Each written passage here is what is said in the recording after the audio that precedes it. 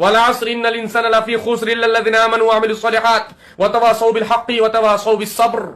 কুরআনেতো এটো পুরা পারমিশন দিছে লগাবলৈ কাৰণে হিন্দুৰ। ঠিক তেনেদৰে হযৰত মুহাম্মদেও বাধা দিয়া নাই। পাগল এই সূৰাটোৰ ভিতৰত হিন্দুৰৰ খটো আ নাই। এটা হিন্দুৰৰ কথাটো কোৱাটো দূৰৰ কথা। এই সূৰাটোত কোৱা হৈছে ওয়াল আসৰি ইন্নাল ইনসানা লাফি খুসৰ।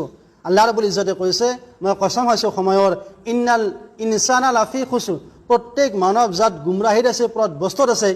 ইল্লাল্লাযিনা আমানু, কিন্তু সেইসকল মানুহ পথভ্ৰষ্টত নাই যিসকলে আমানু ইমান আনিছে, ওয়া আমিলুস সলিহাতি, আৰু নেক আমাল কৰিছে, কৰ্ম কৰিছে, ওয়া তাৱাসাউ বিল হক, আৰু কি কৰিছে সবৰ কৰিছে, আৰু হকত আছে, আৰু সবৰ আৰু হকৰ পিনে আনক কি কৰিছে দাৱাত দিছে।